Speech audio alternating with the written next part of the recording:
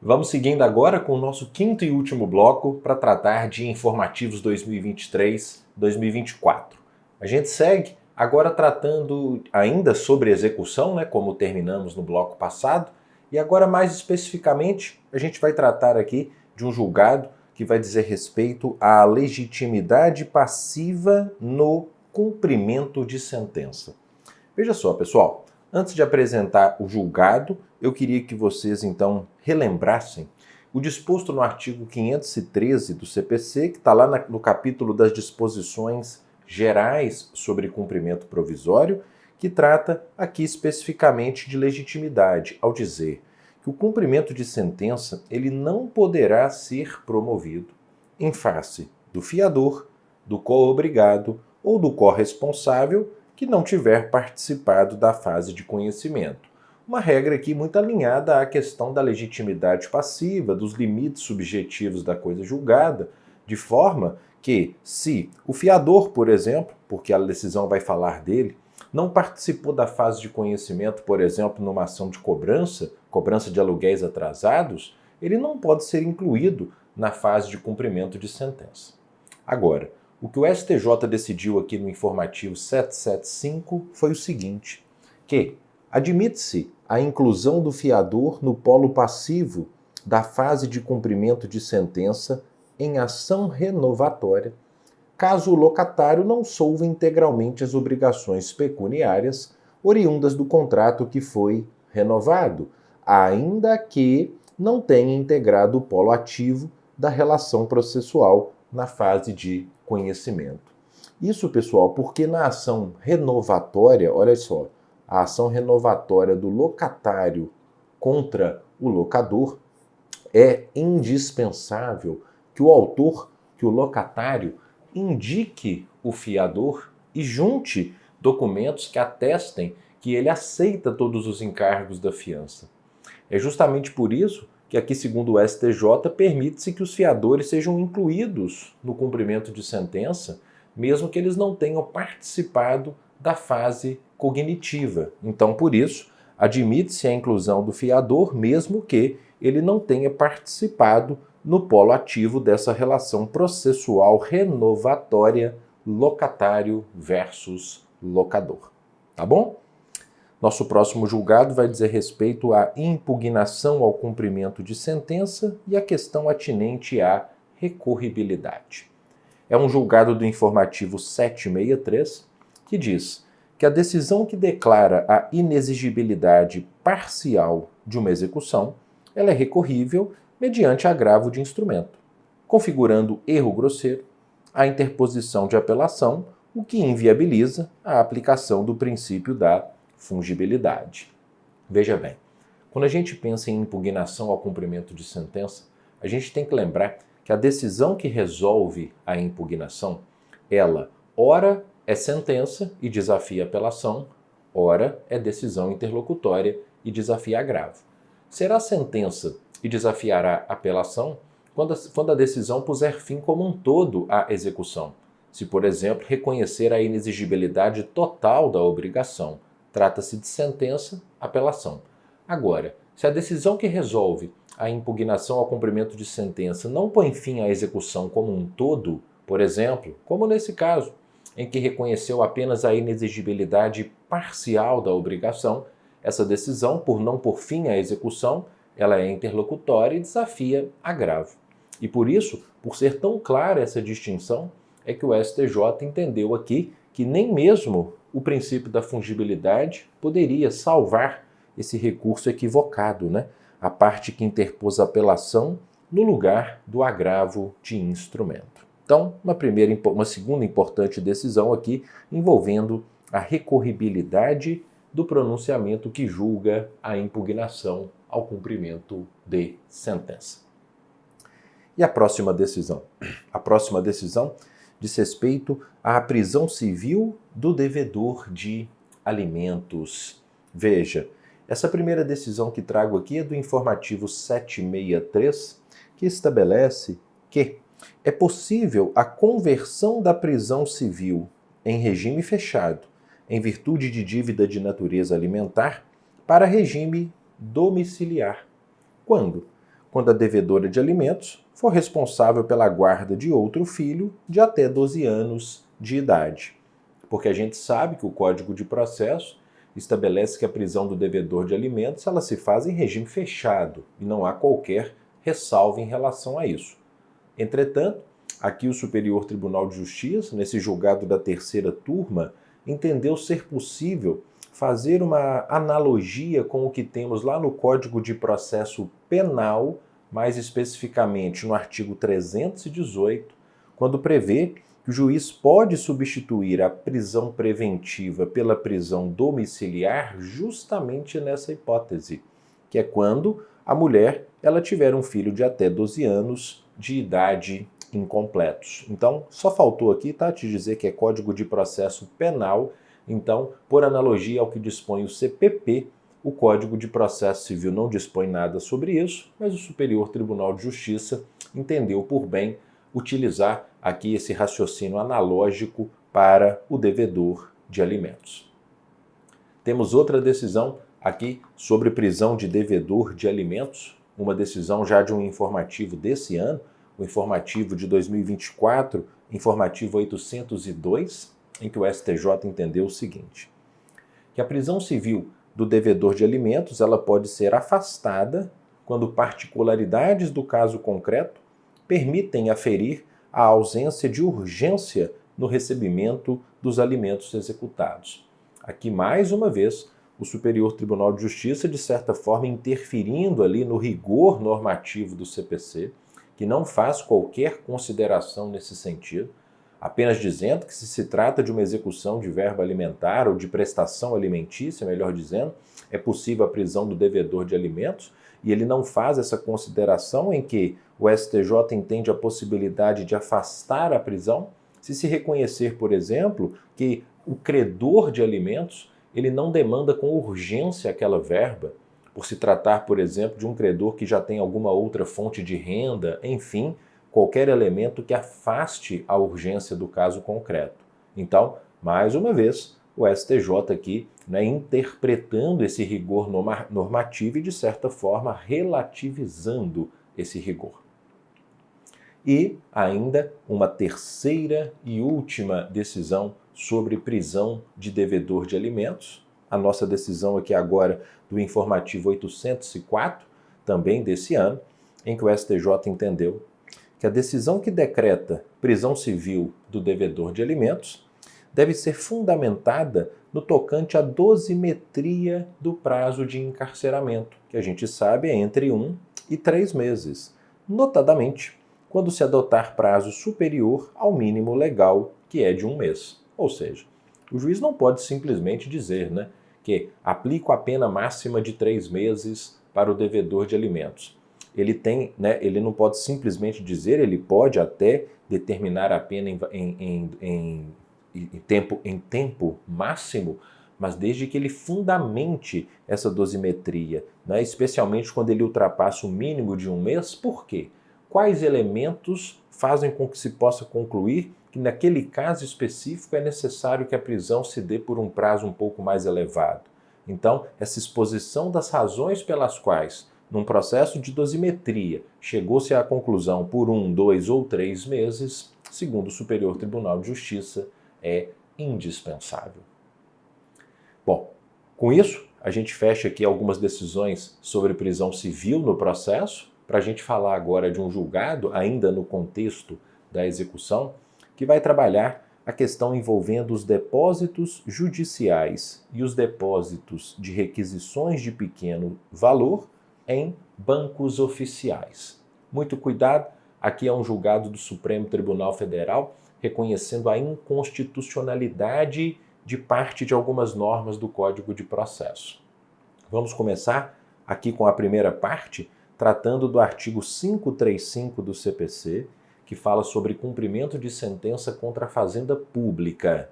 Muitos vão se lembrar que o Código estabelece que, iniciado o cumprimento de sentença contra a fazenda, se a fazenda não impugnar a execução, e ela tem 30 dias para isso, ou, mesmo que impugnada a execução, se as arguições da executada forem rejeitadas, nós sabemos que a depender do valor, né, se não for valor a ser pago a título de precatório, então, por ordem do juiz, dirigida à autoridade na pessoa de quem o ente foi citado, o pagamento de obrigação de pequeno valor será realizado num prazo de 2 meses, contado da entrega da requisição, e atenção para essa parte, mediante depósito em agência de banco oficial mais próxima da residência do exequente. O Supremo Tribunal Federal entendeu que é inconstitucional essa exigência de que os depósitos de RPVs sejam feitos apenas em bancos oficiais, para que se entenda que aqui a expressão agência ou a palavra agência referida no parágrafo 3º, inciso 2, possa ser compreendida tanto como uma instituição pública quanto uma instituição privada. Perceba, entendeu aqui então no informativo 1092, o STF, que é inconstitucional a obrigatoriedade de os depósitos judiciais, não cheguei nessa parte ainda, ó, é inconstitucional a obrigatoriedade de os depósitos de valores de RPVs, então deixa essa parte aqui para daqui a pouquinho, serem realizados somente em bancos oficiais. Entendeu que essa determinação viola os princípios da eficiência administrativa, da livre concorrência e da livre iniciativa. Assim como cerceia os entes federados, notadamente as justiças estaduais, quanto ao exercício de suas autonomias. Então, repito, essa ideia, né, que estabelece aqui o artigo 535, de uma agência de banco oficial deve ser substituída para uma agência tanto de instituição financeira pública quanto de instituição financeira privada. Tudo a ser analisado em cada caso, por cada tribunal de justiça, em cada estado. Mas esse julgado do Supremo aqui do informativo 1092 não tratou apenas da obrigatoriedade de depósitos de valores de RPVs em bancos oficiais, mas também tratou da questão relativa ao depósito de valores judiciais, aos depósitos judiciais apenas em bancos oficiais. Por quê? Porque o Código aqui no artigo 840, inciso 1, ele traz aquela mesma ideia do 535, dizendo que serão preferencialmente depositados as quantias em dinheiro, os papéis de crédito e os metais preciosos no Banco do Brasil, na Caixa Econômica Federal ou em banco do qual o Estado ou o DF possua mais da metade do capital social integralizado. Atenção para essa parte agora que eu vou até destacar aqui, ó. Ou, na falta desses estabelecimentos, em qualquer instituição de crédito designada pelo juiz.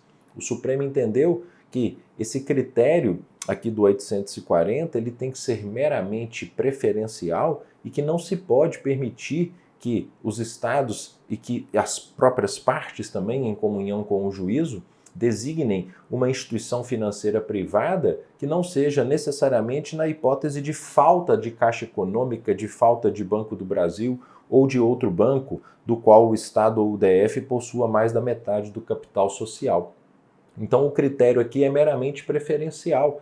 É possível que se realize uma licitação para a escolha de uma instituição, inclusive privada, que melhor atenda às necessidades das partes. Então veja, o que o Supremo então disse é que é inconstitucional justamente a expressão que eu destaquei, ó, na falta desses estabelecimentos, devendo ser conferida uma interpretação conforme a Constituição, para que se entenda que poderá a administração do tribunal efetuar os depósitos judiciais. A letra A são aquelas primeiras hipóteses do inciso 1. Banco do Brasil, Caixa Econômica, ou banco do qual Estado ou DF tenha mais da metade do capital social integralizado. Aí ele veio e disse, né? Ou, não aceitando o critério preferencial proposto pelo legislador, de acordo com a realidade do caso concreto, os regramentos legais e os princípios constitucionais aplicáveis, poderá a administração do tribunal efetuar os depósitos mediante procedimento licitatório que vise a escolha de uma proposta mais adequada para a administração dos recursos daqueles particulares. Tá bom? Então, importantíssima decisão que reconheceu aí a inconstitucionalidade dessa exigência, né, de depósitos de RPVs e de depósitos judiciais se darem em bancos oficiais ou, como aqui nesse caso, apenas na falta desses estabelecimentos em alguma outra instituição. Nosso próximo julgado vai dizer respeito a aspectos de impenhorabilidade de bens. Veja, o artigo 833, ele fala, são impenhoráveis, E aí, como muitos sabem, o Código traz uma série de incisos com bens impenhoráveis, verbas salariais, móveis, pertences, utensílios que guarnecem a residência, seguro de vida, entre outros. Perceba, diferentemente do código anterior, que dizia que eram absolutamente impenhoráveis os seguintes bens, o código vigente fala apenas são impenhoráveis. Partindo dessa premissa, veja, o STJ, aqui no informativo 771, em julgado da Corte Especial, ele começa lembrando o seguinte, que quando o Código 2015 suprimiu essa palavra absolutamente, veja que isso para o STJ foi algo relevante. Por quê? Porque ele passou a tratar a impenhorabilidade do 833 não mais como absoluta, mas como relativa, permitindo que seja atenuada à luz de um julgamento principiológico em que o julgador, ponderando os princípios da menor onerosidade para o devedor e da efetividade da execução para o credor, conceda a tutela mais adequada caso a caso, em contraponto a uma aplicação rígida, linear e inflexível desse conceito de impenhorabilidade. E, de fato, o Superior Tribunal de Justiça ele vem se apegando a essa ideia e flexibilizando algumas normas do 833. Como, por exemplo, a norma do 833, inciso 4, que trata da impenhorabilidade dos ganhos de natureza salarial, já que, nesse mesmo julgado desse mesmo informativo, ele estabeleceu que, na hipótese de execução de dívida de natureza não alimentar, é possível a penhora de salário, ainda que o salário da parte não exceda 50 vezes o valor do mínimo, quando garantido o mínimo necessário para a subsistência digna do devedor e de sua família. Então, o STJ, numa conhecidíssima decisão, que na verdade, embora seja um informativo de 2023, ele apenas ratifica um entendimento que ele já vinha apresentando anteriormente de criar, vamos dizer assim, uma terceira exceção, à possibilidade de se penhorar ou não o salário do executado. Porque o CPC ele prevê a possibilidade de penhora de verbas salariais para pagamento de prestação alimentícia, quando o executado ganhar mais de 50 salários por mês, mas agora ele cria uma terceira hipótese, que é quando, fora dessas situações a que a lei se refere, nós tivermos a possibilidade de penhorar parte do salário do devedor, desde que aquela parte não comprometa a sua subsistência digna e de sua família.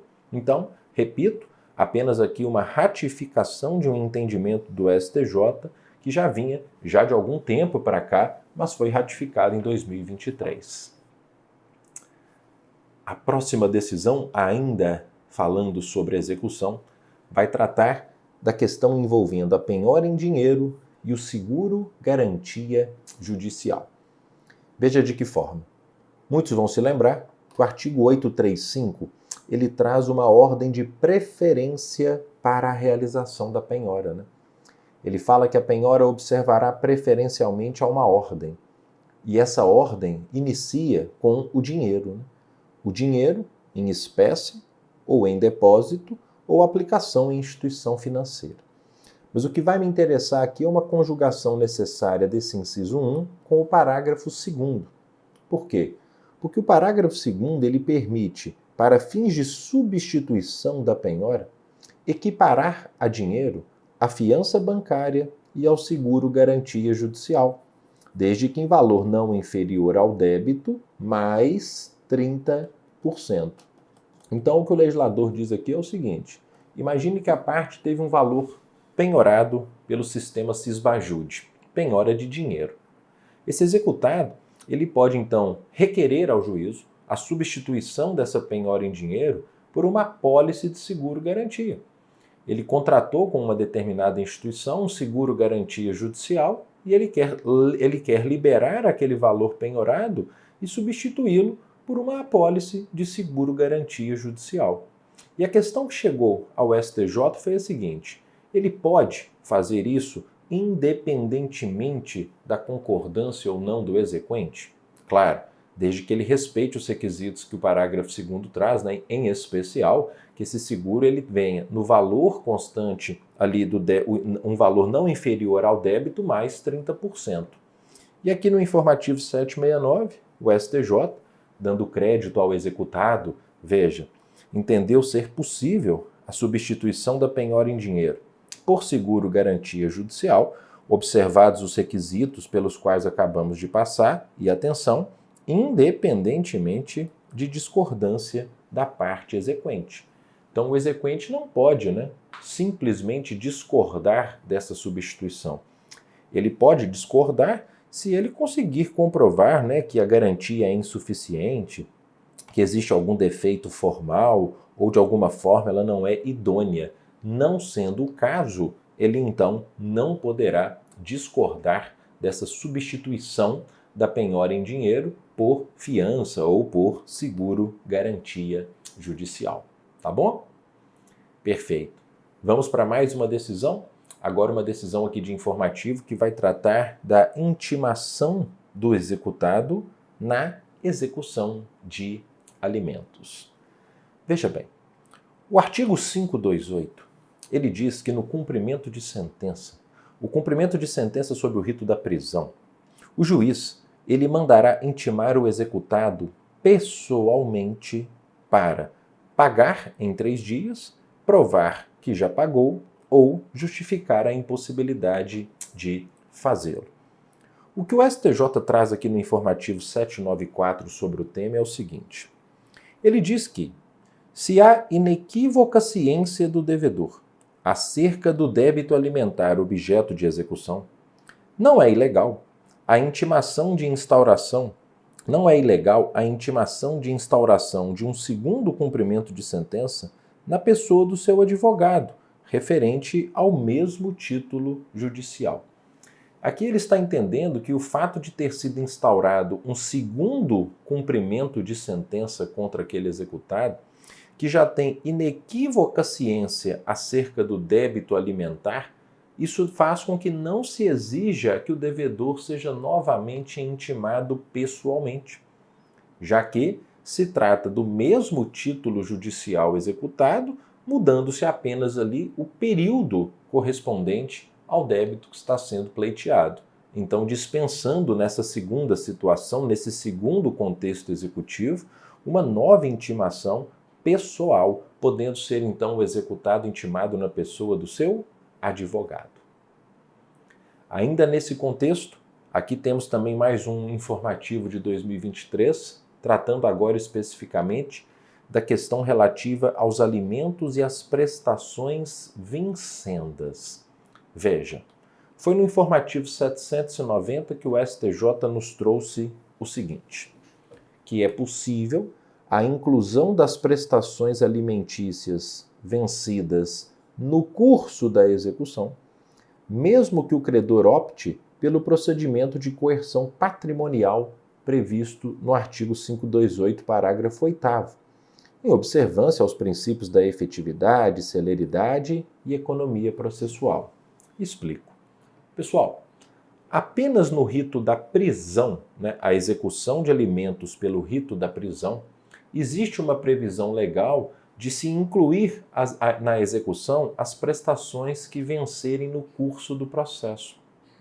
O que o STJ entendeu aqui, entretanto, é que se deve conferir a essa norma, a norma da execução pela coerção patrimonial, a execução por penhora, uma interpretação lógico-sistemática, evitando-se ali a propositura de novas execuções com base naquela mesma relação jurídica relativamente a prestações que eventualmente vençam no curso da execução. Por essa razão, tanto na execução pelo rito da prisão, quanto na execução pelo rito da coerção patrimonial, que é a de penhora, nós podemos incluir as prestações que vencerem no curso da execução. Tá bom? Informativo 790. Agora, a gente vai falar sobre uma decisão que vai envolver a execução por iniciativa do devedor. Quando a gente fala de execução por iniciativa do devedor, a gente está lembrando do artigo 526 do Código de Processo. O 526 que fala que é lícito ao réu, veja, antes de ser intimado para o cumprimento da sentença, então o exequente ainda não requereu e o juiz ainda não intimou o executado para pagar em 15 dias, o executado ele pode comparecer em juízo e oferecer em pagamento o valor que ele entender devido, apresentando ali uma memória discriminada do cálculo. Alguns falam em cumprimento espontâneo da obrigação, alguns falam em execução invertida, embora seja uma expressão criticada. Fato é que o devedor ele pode, antes mesmo de ser intimado para pagar, comparecer e depositar o valor que ele entende devido. Feito isso, o autor, diz o parágrafo 1º, ele será ouvido no prazo de 5 dias e ele pode concordar com o valor ou pode impugnar. Se ele impugnar, ele já pode levantar aquilo que foi considerado incontroverso. Se ele não se opuser, o juiz declara satisfeita a obrigação e extingue o processo. E sobre esse contexto, aqui no informativo 789, o que decidiu o STJ foi que no cumprimento de sentença, na hipótese de o credor não manifestar oposição aos termos do requerimento de cumprimento espontâneo apresentado pelo devedor, cabe ao juiz declarar satisfeita a obrigação e extinguir o processo, isso em razão da preclusão, já que o credor devidamente intimado não se opôs ao valor depositado pelo devedor. Então, em razão da preclusão, deve considerar satisfeita a obrigação, e eu até iria mais longe, né? O código diz, e extinguirá o processo. Tá bom? Informativo 789.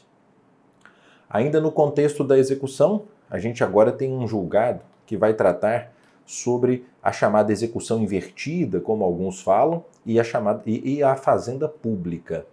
Veja, deixa eu te explicar primeiramente essa questão da execução invertida a partir do julgado do informativo 799, em que o STJ disse assim: não é possível a determinação judicial à fazenda pública de adoção da prática jurisprudencial da execução invertida no cumprimento de sentença em procedimento comum.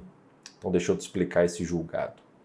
Pessoal, o Supremo Tribunal Federal, ele entende que em sede de juizado especial da Fazenda, né, quando eu tenho uma demanda contra o ente público, e esse ente público é condenado ao pagamento de quantia, o Supremo entende que incumbe à Fazenda apresentar os cálculos com os valores devidos ao credor em razão da prevalência ali de uma prevalência do interesse primário da sociedade, né, em detrimento de um interesse secundário, que seria o interesse econômico da Fazenda. A essa prática jurisprudencial tem se dado o nome de execução invertida. Então o Supremo diz, Fazenda, no âmbito dos juizados especiais, em atenção ao interesse primário da sociedade, você tem que informar, você tem que, assim que condenada e transitada em julgado a decisão, apresentar os cálculos com os valores devidos ao credor. Essa é a prática da execução invertida. Agora, o STJ entendeu que não se pode aplicar essa prática jurisprudencial no cumprimento de sentença do procedimento comum, porque isso é para os juizados especiais. No procedimento comum, o juiz não pode exigir da devedora que proceda dessa forma. Não pode exigir que a Fazenda Pública apresente esses cálculos.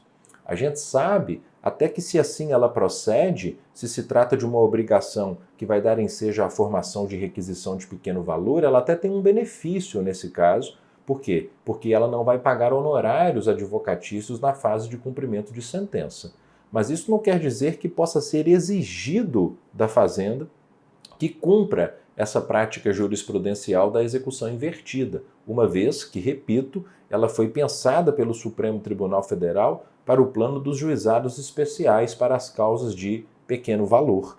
Veja, esse entendimento do Supremo a que me refiro, a gente pode até confirmá-lo aqui nesse julgado do Informativo 1018, quando ele diz que não só é compatível com a Constituição a chamada execução invertida no âmbito dos juizados, como é recomendável, em prol de conferir verdadeira aplicabilidade aos preceitos constitucionais que regem o sistema especial dos juizados, nitidamente diferenciado do procedimento comum. Ok? Então, interessante e importante decisão que certamente virá aí nos próximos exames. A próxima decisão vai dizer respeito à hipoteca judiciária e à execução. Estão lembrados do que é a hipoteca judiciária? A hipoteca judiciária é uma técnica de otimização da execução que a gente tem previsão lá no artigo 495 para ela, no capítulo da sentença. Alguns vão se lembrar que lá no capítulo da sentença, o Código diz que se uma decisão condena o réu ao pagamento de prestação consistente em dinheiro e a que determina a conversão de prestação de fazer, não fazer ou entregar em dinheiro, elas valerão como título constitutivo de hipoteca judiciária, o que significa dizer que, se por exemplo o réu foi condenado a pagar ao autor a quantia de R$100.000, o autor ele pode, com simples cópia dessa sentença, dirigir-se a um cartório de registro de imóveis, onde ele sabe que aquele réu tem um imóvel registrado em seu nome, e então constituir uma hipoteca judiciária sobre aquele bem. O interessante da hipoteca judiciária é porque, nesse caso, constituída, é possível então que se declare fraude à execução caso esse bem seja posteriormente alienado ou onerado. Por isso que a hipoteca judiciária é uma técnica de otimização da execução, porque em muitas das vezes ela acaba evitando que o bem seja alienado e amanhã ele pode então responder por uma execução definitiva, pode ser penhorado e expropriado. E partindo desse pressuposto, aqui no informativo 793, o STJ decidiu o seguinte, que a existência de hipoteca judiciária não isenta o devedor do pagamento da multa e dos honorários de advogado previstos lá no artigo 523, parágrafo 1º do CPC. Ou seja, muito embora o credor já tenha feito a hipoteca judiciária e muito embora o devedor, então, já tenha esse ônus num imóvel seu, quando a decisão transita em julgado e o credor dá início à fase de cumprimento de sentença, você sabe que ele é intimado para pagar em 15 dias sob pena de multa de 10% e honorários de 10%. E aí, então, o credor deu início a essa execução, o devedor intimado não fez o pagamento e tentou discutir que não era cabível a aplicação da multa e dos honorários, porque supostamente a execução já estaria garantida pela hipoteca judiciária. O que o STJ diz é que essa modalidade de garantia ela não equivale ao pagamento voluntário, de modo que não isenta o devedor do pagamento da multa e dos honorários, já que o que isenta o devedor do pagamento de multa e honorários é tão somente o pagamento efetivo, né? Colocar ali à disposição do credor o valor que ele entende devido. E veja que interessante, eu deixei uma decisão aqui ao lado da outra, justamente em razão de uma certa proximidade de ideias, porque a gente vai tratar no próximo julgado de uma questão atrelada à chamada averbação premonitória. Por quê? A averbação premonitória, de uma certa forma, ela é similar à hipoteca judiciária, muito embora com diferenças marcantes, mas porque ela também é uma técnica de otimização da execução. A averbação premonitória que está prevista lá no artigo 828 do CPC, que diz que quando o exequente distribui uma execução de título extrajudicial e o juiz admite essa execução, quando a gente diz admite, leia-se, né? Despacho cite-se. O que o exequente pode fazer? Ele pode obter uma certidão de que a execução foi admitida, com a identificação das partes e do valor da causa, para fazer uma averbação premonitória, averbar essa certidão no registro de imóveis, no registro de veículos ou de outros bens. Então, a vantagem aqui de se proceder à chamada averbação premonitória é que, se depois da averbação for feita a alienação ou oneração desse bem, isso também vai constituir fraude à execução. Então, tal como na hipoteca judiciária, aqui na averbação premonitória, o propósito do credor é evitar que aquele bem ele seja alienado ou onerado. Não que a averbação premonitória ou a hipoteca judiciária impeçam a alienação, mas se houver a alienação, que é livre, haverá ali a possibilidade, de 100% de ser reconhecida a fraude à execução, já que uma alienação ou oneração de bem sobre o qual recai uma hipoteca judiciária ou uma averbação premonitória é presunção absoluta de fraude à execução. O terceiro adquirente não tem nem como tentar discutir e alegar sua boa-fé. Por quê? Porque a notícia estava clara no registro daquele bem que foi adquirido. E sobre a averbação premonitória, aqui no informativo 789, o STJ entendeu o seguinte: que embora a previsão de averbação premonitória ela seja ordinariamente reservada à execução, realmente, está lá no capítulo da execução de título extrajudicial da obrigação de pagar quantia. Pode o magistrado, com base no poder geral de cautela e observados os requisitos do artigo 300, deferir uma tutela provisória cautelar em processo de conhecimento com idêntico conteúdo à medida prevista no artigo 828. Então, olha que interessante.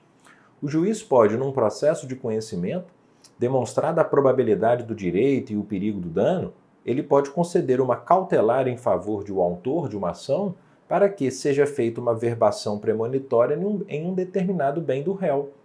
Então, muito embora a medida esteja prevista para o processo de conhecimento, ela pode ser adaptada para o processo de execução, ela pode ser adaptada ao processo de conhecimento dentro do poder geral de cautela e dentro das possibilidades de concessão de medidas cautelares, independentemente de uma tipificação prévia expressa em lei. Então, bastante interessante esse julgado aqui do informativo 789. Nosso próximo julgado vai dizer respeito à possibilidade ou não de penhora de FGTS, a penhora do Fundo de Garantia do Tempo de Serviço. Veja só, me siga nesse raciocínio. A Lei 8.036 de 90, que regulamenta as questões do FGTS, prevê, no artigo 2º, parágrafo 2º, que as contas de FGTS são absolutamente impenhoráveis. Então a regra é essa, contas de FGTS são impenhoráveis. Agora, cuidado. Há entendimento de que o FGTS é impenhorável a menos que o seu saldo seja transferido para uma outra conta do titular, como uma conta investimento, por exemplo.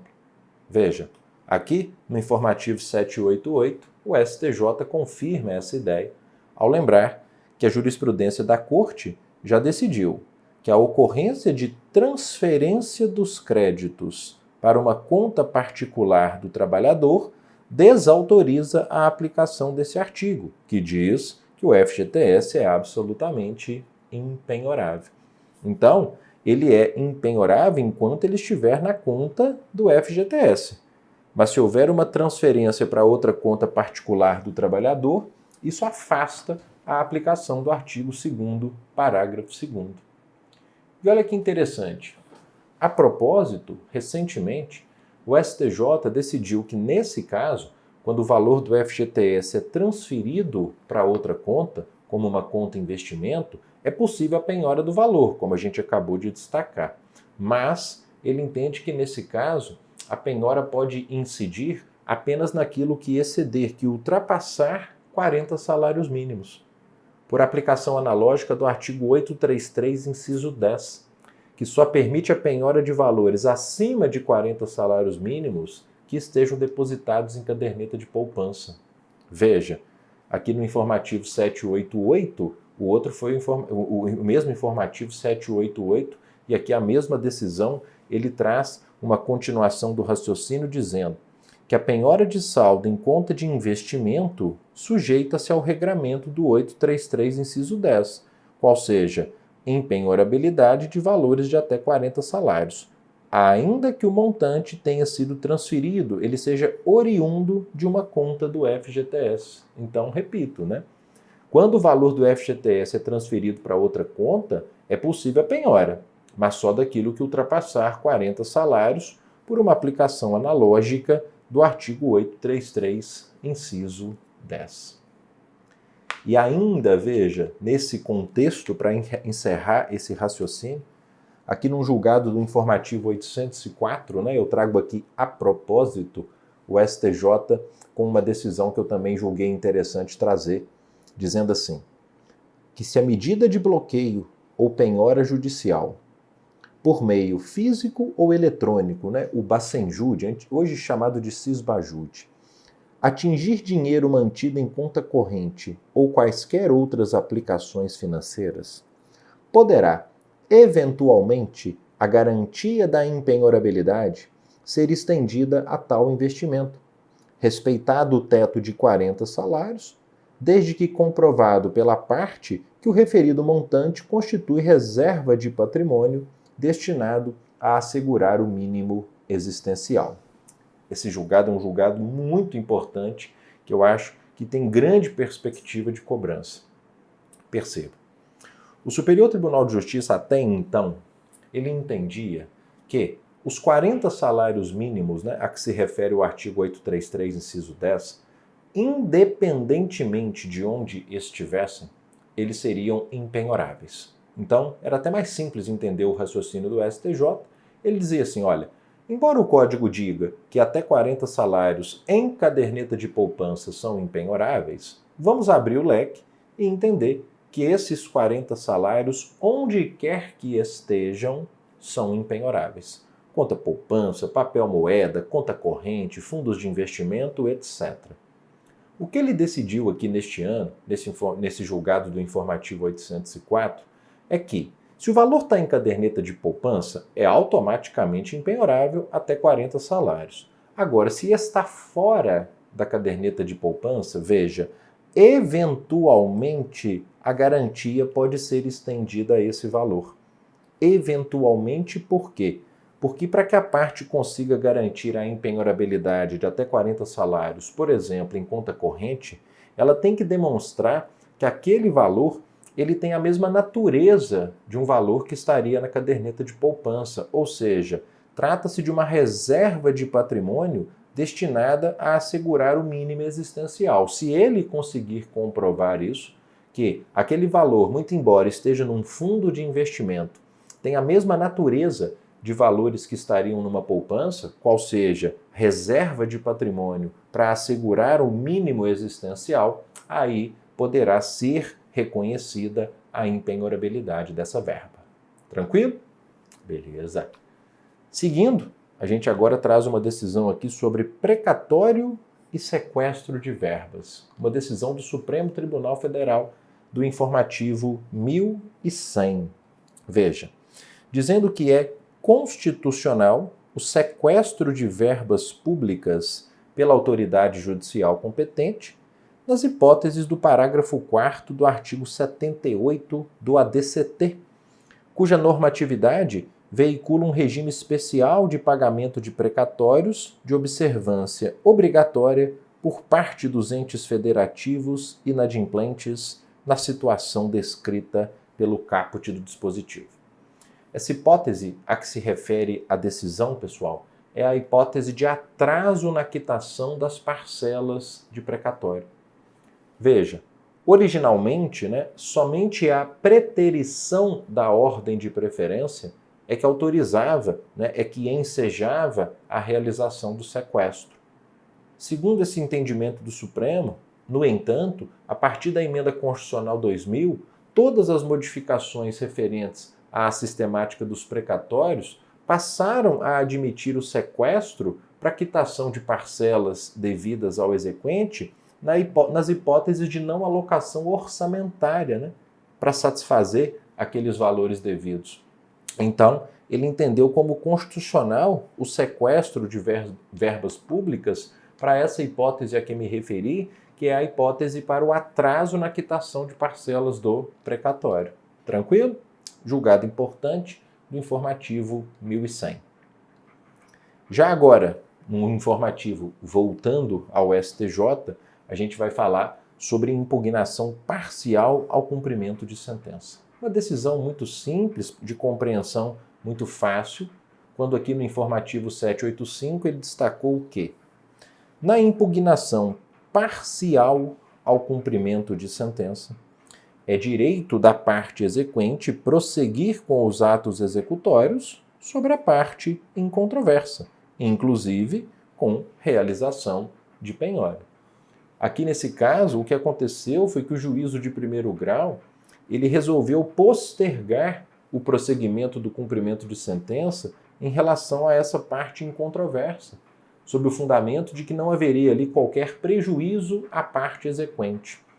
Entretanto, o que o STJ entendeu é que é direito da parte exequente prosseguir com esses atos executórios acerca da parte incontroversa. Então, por isso que ele disse que é possível prosseguir, inclusive com realização de atos de penhora. O próximo julgado vai envolver a questão de honorários na exceção de pré-executividade. Você sabe que a exceção de pré-executividade é uma defesa atípica do executado, né? Pode ser apresentada no cumprimento de sentença, pode ser apresentada numa execução de título extrajudicial, e o que o STJ vai decidir aqui nesse julgado é se é cabível a fixação de honorários advocatícios nessa defesa. E o que ele entendeu foi o seguinte, que quando a exceção de pré-executividade apresentada por terceiro em ação executiva for acolhida, levando à exclusão deste no polo passivo da execução, os honorários devem ser fixados por equidade, nos termos do 85, parágrafo 8º do CPC, uma vez que não se pode vincular a verba sucumbencial ao valor da causa dado na execução, sendo inestimável o proveito econômico por ele auferido. Deixa eu te explicar o contexto. Tínhamos aqui uma execução de A contra B. B, fiador em um determinado contrato, só que essa execução também era contra C. Então, A executando B, fiador de um contrato, e C. Veja, a esposa de B, olha só, a esposa de B, ela apresentou uma exceção de pré-executividade, alegando a nulidade da fiança. E essa exceção de pré-executividade foi acolhida com a exclusão de B do polo passivo. Só que não implicou a extinção da execução, né? Tampouco a redução do valor cobrado originariamente. E justamente por esse motivo, o STJ entendeu que os honorários devem ser fixados por equidade, né? Uma vez que, não sendo a esposa do executado parte na ação executiva, a gente não pode vincular os honorários advocatícios ao valor dado à execução, né? Por isso que ele entendeu que, nesse caso, o valor é inestimável, né? E sendo inestimável o proveito econômico, é caso de fixação de honorários por critério equitativo. Tá bom? Beleza. Vamos para um último julgado que eu quero abordar com vocês, que vai envolver um tema que, em verdade, é uma ratificação de um entendimento já consagrado na jurisprudência do Superior Tribunal de Justiça e que diz respeito a honorários advocatícios na fase de liquidação de sentença. Porque veja bem, pessoal, quando a gente fala em honorários em fase de liquidação de sentença, como regra, nós temos que lembrar que não há fixação de honorários na fase de liquidação. Entretanto, é importante lembrar que o STJ ele já vinha com um entendimento nesse sentido, entendimento esse que agora é ratificado, de que incide a regra geral de fixação de honorários em fase de liquidação de sentença quando ela ostentar caráter litigioso. Então, se a liquidação de sentença tem caráter litigioso, se a parte ela de alguma forma tenta obstar ela dificulta, ela traz litigiosidade para o procedimento liquidatório. Ao final, a decisão que julga a liquidação, que, como sabemos, é uma decisão interlocutória agravável, ela é uma decisão que vai fixar honorários advocatícios. Tá claro? Então, muito bem. Então, com isso, pessoal, a gente encerra aqui a primeira fase desse meu módulo. Essa primeira fase, que então contou com 5 horas aula, de 50 minutos cada, tá? 5 horas aula só de julgados de informativos, e eu peguei só informativos 2023, 2024. Os próximos blocos, a coordenação me pediu para que nós fizéssemos então questões de provas anteriores da FGV envolvendo o direito processual. Então a gente encerra esse primeiro bloco, essa primeira parte do nosso módulo, para voltar fazendo questões de provas anteriores e estudando mais processo e muitas vezes, vocês vão perceber, com alguns desses julgados de informativos sendo cobrados nas questões pelas quais começaremos a passar. Estou te aguardando. Até já!